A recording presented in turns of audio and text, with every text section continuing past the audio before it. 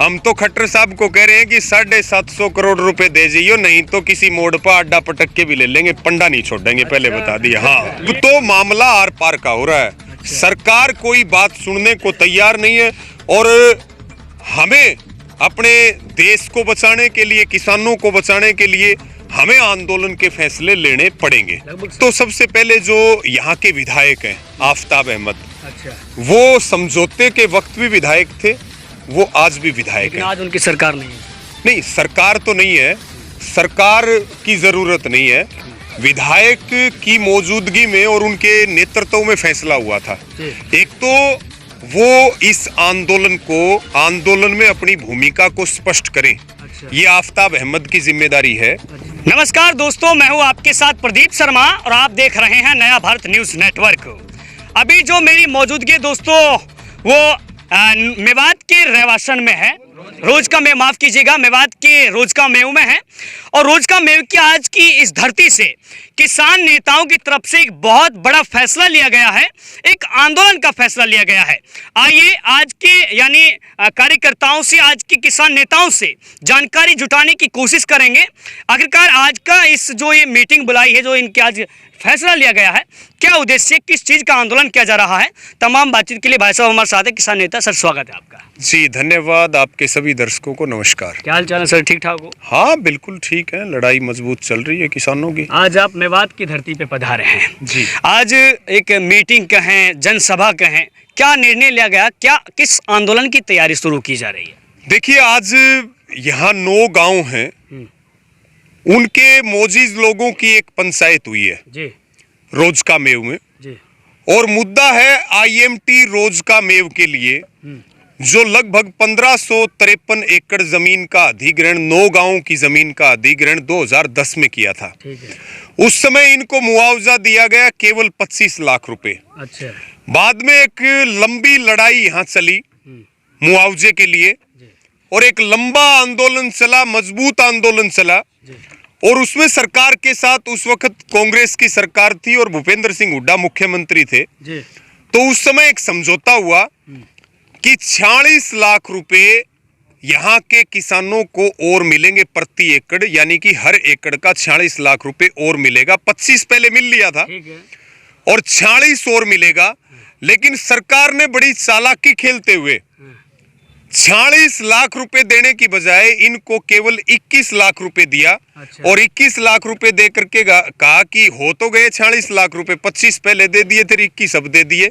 उसी में जोड़ दिए, जबकि वो 25 अलग थे, ये 46 अलग थे। अच्छा।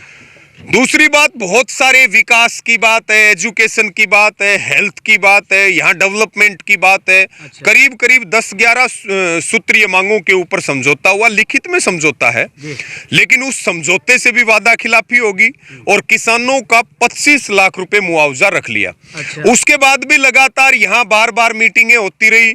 2.25 साल पहले भी हम IMT में वहां गए थे और इस सरकार ने क्या किया, किसानों को मुआवजा देने की बजाय, समझौते के अनुसार मांगे मानने की बजाय IMT रोज का मेव का नाम बदल के सोना कर दिया। अच्छा। जब नाम सोना कर सकते हो तो फिर रेट सोना का क्यों नहीं?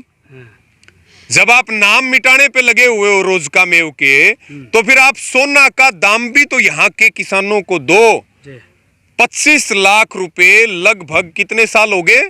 12 साल का बकाया है।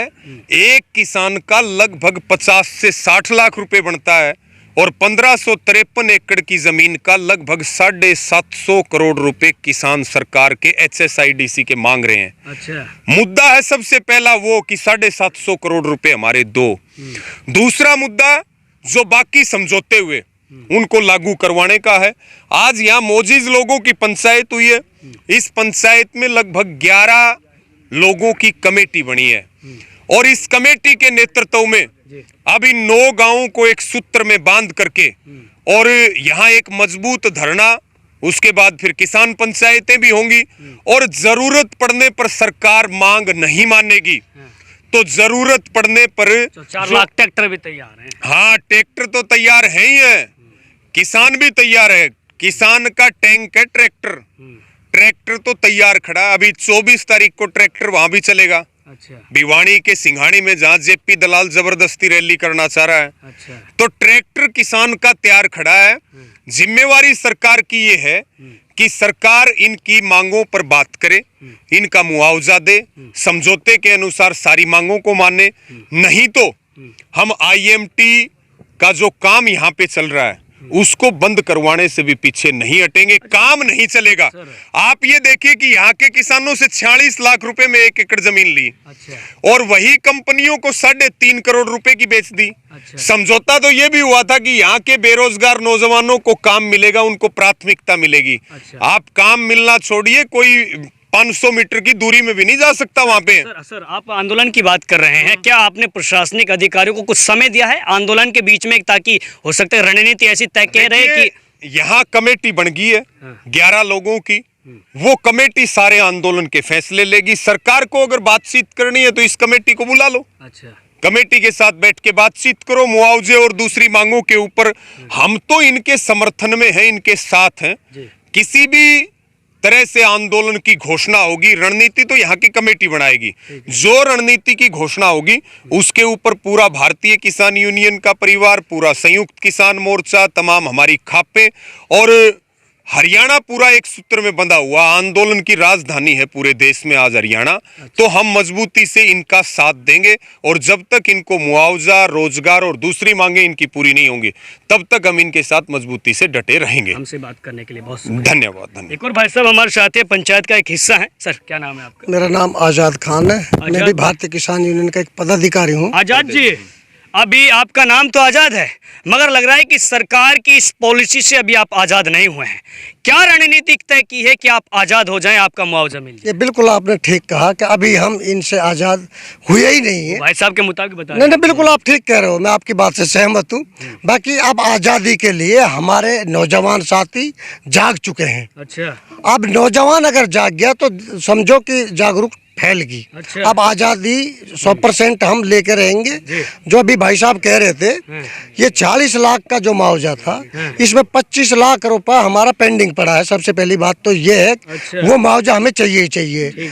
ये एक छोटी सी मीटिंग करी थी और भाई साहब को यहाँ बुलाया था कि पूरे देश को भाई साहब देखते हैं जी, इसलिए इसको बुलाया था। अभी तो और एक मीटिंग फिर होगी, फिर उसमें अब 11 आदमी की जो कमेटी है वो अभी फैसला सुनाएगी, वो कब की फिर डेट रखी जाएगी।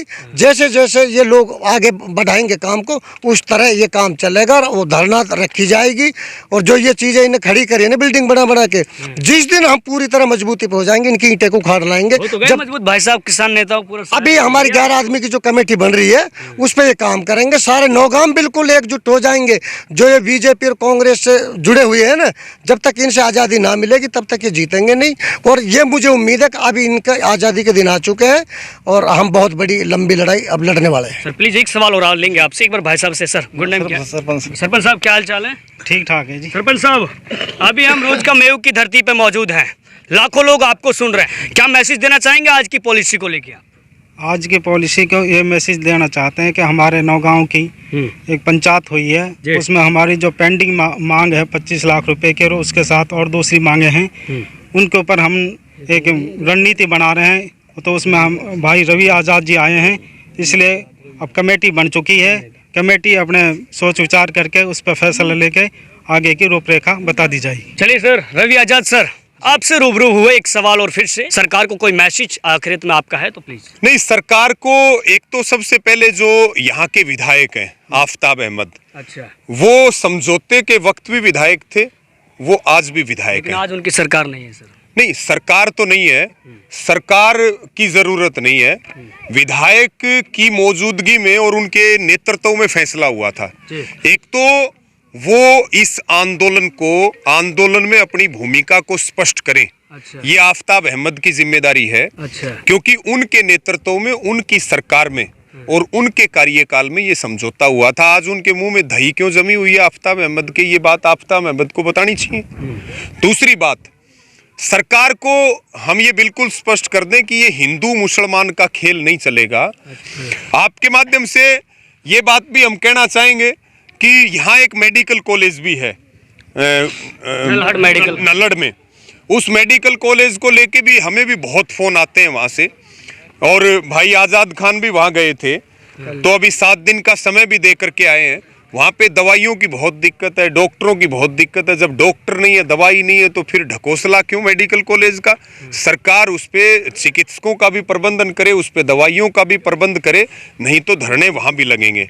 अब तो मामला आर पार का हो रहा है। सरकार कोई बात सुनने को तैयार नहीं है, और हमें अपने देश को बचाने के लिए, किसानों को बचाने के लिए हमें आंदोलन के फैसले लेने पड़ेंगे। लगभग 7.5 करोड़ रुपए का वो बता 750। ये लड़ाई कोई 25 लाख की नहीं है, ये 1553 एकड़ के लगभग 750 एकड़ हैं।